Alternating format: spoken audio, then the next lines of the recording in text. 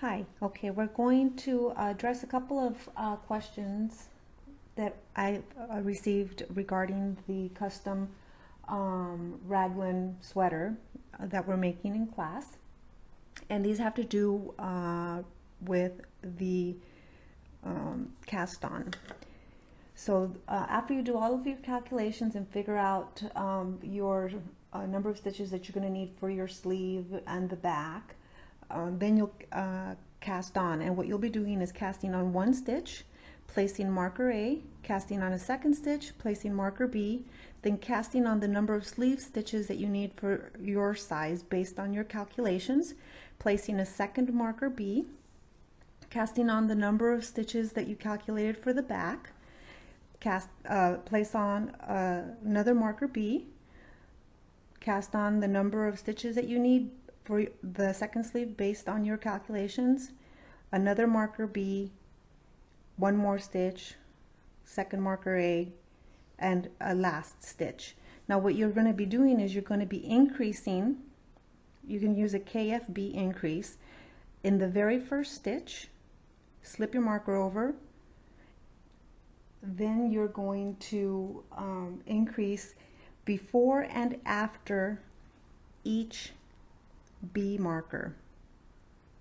So you'll increase here, you'll increase again here and here, then you'll knit across to the stitch before the next marker, increase again, slip your marker over, increase again, knit across to the next stitch, increase here, slip your marker over, increase again, knit across, increase in the stitch before the next marker, increase again, slip your marker, increase in the very last stitch. And the adult size cardigan, actually most cardigans, we're making a cardigan. This would be true if it was a pullover also.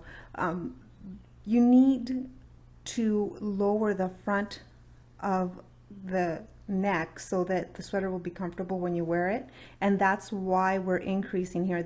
Not only are we building the front of the sweater, but we're dropping the sweater down so that it's not at the same level as what the back is.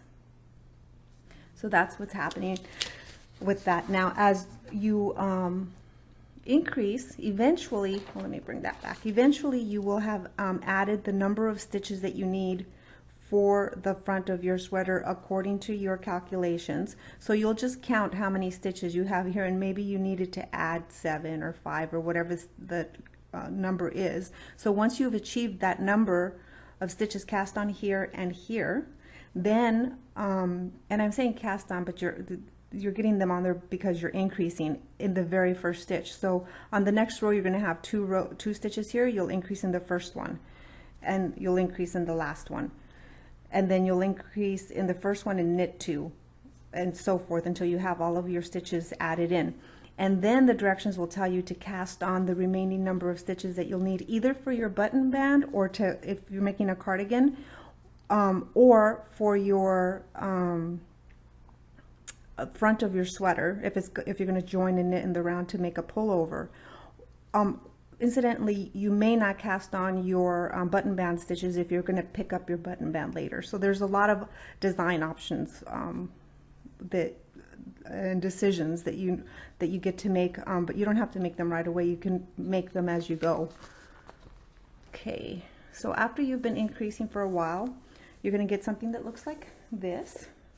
It's a mini version, and this actually is the dumb baby sweater, the baby version. Actually, this is even a doll size version that I'm making as a sampler in class. And the reason I'm bringing it out now is because I wanted just to show you what will happen as you continue increasing. You're going to get these diagonal raglan lines in your sweater. And if you had been casting on, this section would have been dropped down, and this is where you would pick up your button band or cast on additional stitches for your button band. And after you've knit your piece to the depth of your raglan that you need, whatever depth it is based on your calculations or your dimensions that you got when we measured you in class, then at that point you will be ready to separate the body from the sleeves. and I'll make a second video to describe that. We'll see you in class. Hello. Today I'm going to talk about buttonholes, and as you can see, I have been working on making this buttonhole and trying to make it look neat, which is incredibly difficult. And I guess you can say that's true about most buttonholes. They're never exactly neat and tidy. But I'll show you what I do to try and get this to be as neat as possible. Now there are a variety of ways to make buttonholes. And this would be a 2-row buttonhole, or sometimes it's described as 2 lips because it looks like, you know, 2 lips. I'm a buttonhole.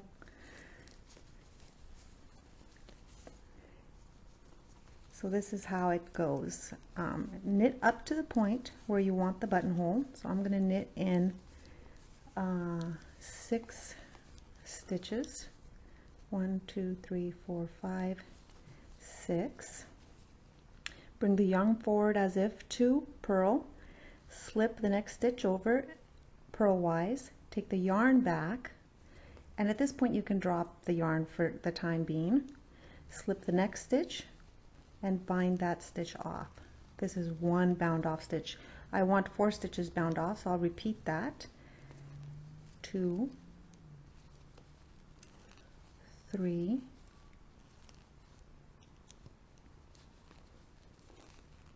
4.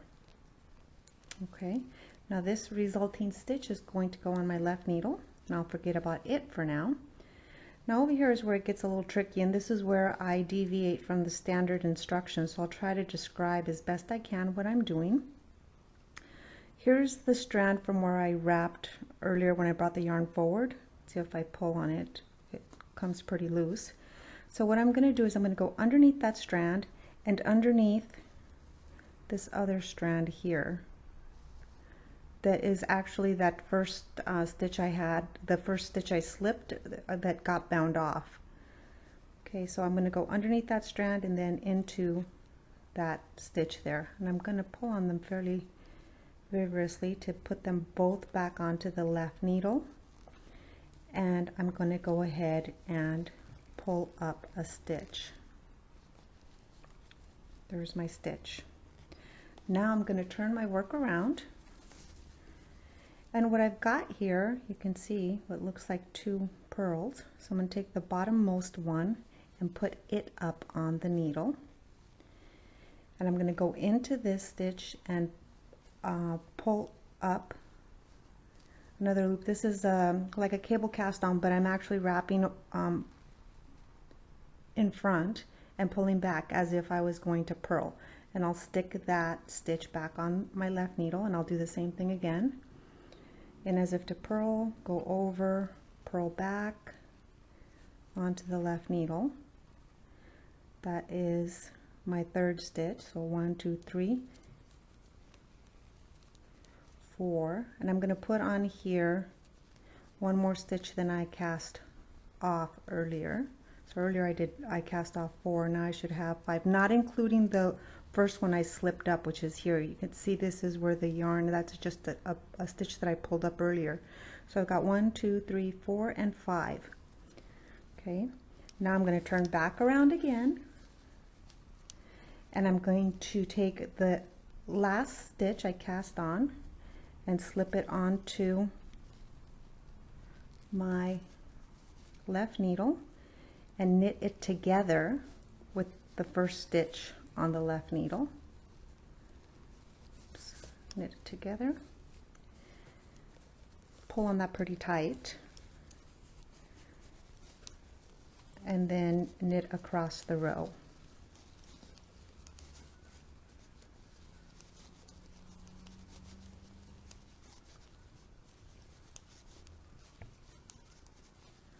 Okay, turn around to purl back. Actually, I had a selvage going on there, so let me just continue that.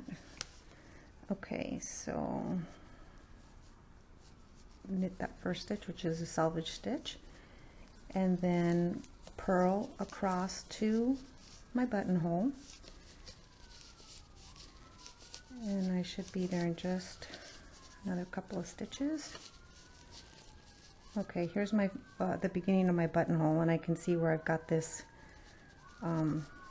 tightness there, which I pulled pretty tight earlier. So go ahead and purl across those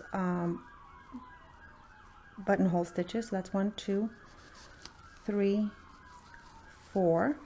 Now here I have 2 stitches where I had picked up and pulled up and cast into earlier. So I'm going to go ahead and purl 1, put it back onto the left needle, pick up that stitch that had just been slipped, the very first one, pull it over the stitch I just purled and slipped onto the left needle, and then slip it back onto my right needle, and then purl to the end.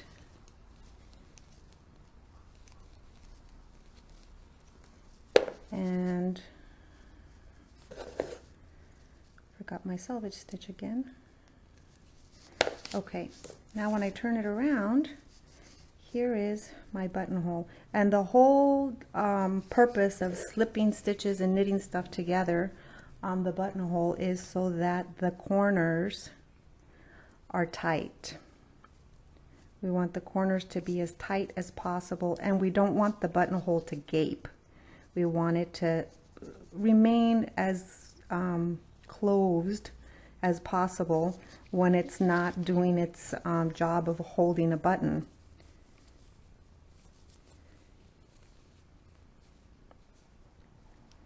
So that is my variation of the tulip buttonhole. Thanks for watching.